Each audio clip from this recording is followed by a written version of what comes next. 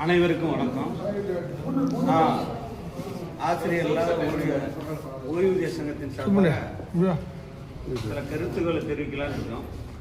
அண்ணாமலை பல்கலைக்கழகத்தில் நாங்கள்லாம் பார்த்தீங்கன்னா கிட்டத்தட்ட 84ஆம் வருடம் இங்கே வந்து பிப்ரவரி வேலைக்கு தற்காலிக ஊழியராக 90ல் ரெகுலர் ஆனோம். கிட்டத்தட்ட இப்போது பார்த்தீங்கன்னா ஒரு 41 வருடங்கள் இந்த பல்கலைக்கழகத்தில் பணிபுரிஞ்சிருக்கோம். உதவியாளர், foreman, section officer, section officer, assistant registrar, deputy registrar போன்ற பல பிரிவுகள் வேலை பார்த்தோம்.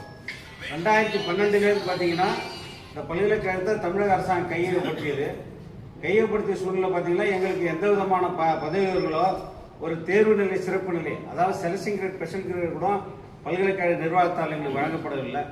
1.5 வருடங்களாக 2024 செப்டம்பர்லேருந்து எங்களுக்கு மாதாந்திர ஓய்வூதியம் கூட கொடுக்கப்படல. பணியில் இருந்த ஊழியர்களுடைய வாரிசுகளுக்கு வேலை வாய்ப்பு அளிக்கப்படல. அந்த ஊழியர்களுக்கு பார்த்தீங்கன்னா குடும்ப ஓய்வூதியம் கூட வழங்கப்படல. 1986 ஆட்சி மன்ற குழுவில் வச்சு அரசாணையின்படி இது பல்வேறு அரசாங்கத்தில் பல்வேறு டிபார்ட்மெண்ட்ல துறைகளில் இது வழங்கப்பட்டு வருகிறது. அதனால அந்த அடிப்படை ஊதியத்தை எங்களுக்கு கொடுத்தாங்க.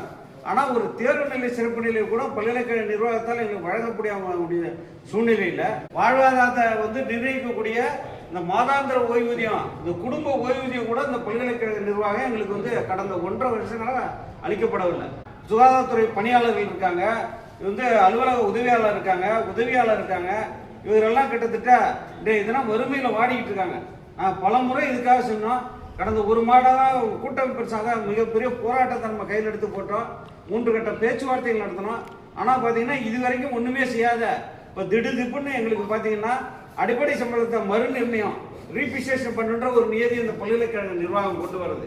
இது எந்த விதத்தில் நியாயம்னு சொல்லி இந்த அரசாங்கத்தை நோக்கி கேட்கிறோம்.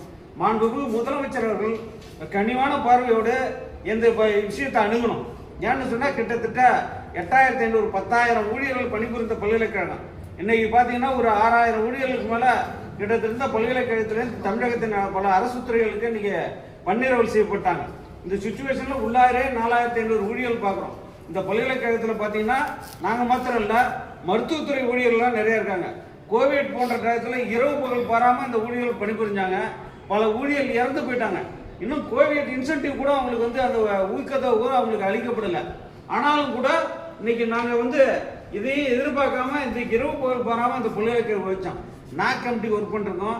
ராத்திரி கிட்டத்தட்ட 1 மாச காலம் நாக்குக்கு இந்த தர அந்தஸ்து வரணும்னு சொல்லி இரவு பகல் பாராமல் உழைச்சோம். சனி ஞாயிறு கூட எங்களுக்கு டியூட்டி போட்டு வர சொன்னாங்க. இன்னைக்கு 3 கட்ட பேச்சுவார்த்தையில் முற்றிலுமாக இந்த ஆசிரியர் ஊழியர்கள் நாங்கள் வஞ்சிக்கப்பட்டிருக்கிறோம் என்பதுதான் உண்மை. இதை விட ஒரு கொடுமை என்னன்னா, எங்களுக்கு பாக்குற சம்பளத்தையே மறுபடியும் குறைச்சி உங்களுக்கு பிஸ் பண்றேன்னு சொல்லி ஒரு வருகின்ற நிதிக்குழு கூட்டத்தில் இவங்க எடுத்துட்டு வர்றதான் அழைக்கிறோம். இந்த சம்பளம் கேட்டு போராடுறவங்களுக்கு பார்த்தீங்கன்னா மாதாந்திர சம்பளத்தை கடந்த 6 மாசங்களுக்கு கேட்டு போராடுறவங்க பார்த்தீங்கன்னா அவங்களுக்கு அவங்க மேல எஃப்ஐஆரும் அவங்களுக்கு ரிலீவ் ஆர்டர் கொடுக்காமையும் இந்த பல்கலைக்கழக நிர்வாகம் நிறுத்தி வச்சு இது என்ன ஒரு நியாயன்றதே இந்த அரசாங்கத்தை நோக்கி முதலமைச்சருடைய கவனத்திற்கு இதை எடுத்துட்டு போகணுங்க. செய்தியாளர்கள் இந்த விஷயத்தை நீங்க சொல்லணும்.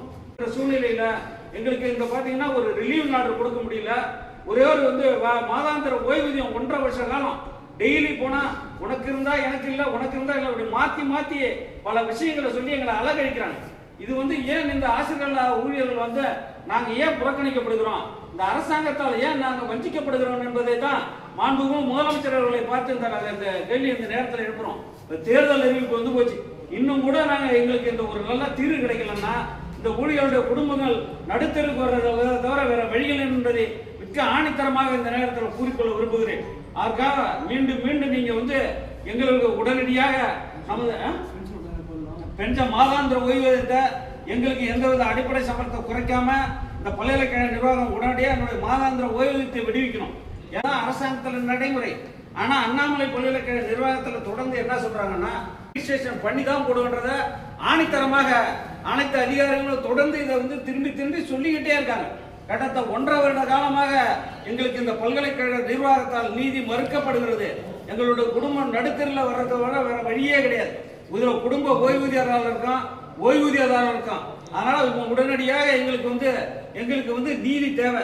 எங்களுக்கு ஓய்வூதியமும் பிற பயன்களும் 2012 நிறுத்தப்பட்ட இந்த கருணத்தொகை, கிராஜுவிட்டி இதெல்லாம் பார்த்தீங்கன்னா ஒரு செக்டருக்கு கொடுக்கவே இல்லை. அதை கூட மறுபடியும் குறைச்சு தான் கொடுக்கன்றாங்க. இது எந்த விதத்துல நியாயம்?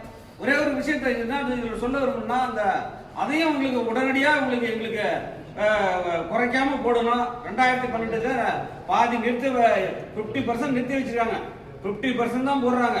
அந்த 12லேருந்து நிறுத்தப்பட்ட அந்த கருணத்தை பணிக்குடை மற்ற இஎல் சரண்டர் எங்களுக்கு கம்யூட்டேஷன்ற ஒன்றத ஓய்வூதிய ஒப்படைப்பு தொகைன்றத ஒன்று 2012லேருந்து அரசாங்கம் இதுவரைக்கும் விடல.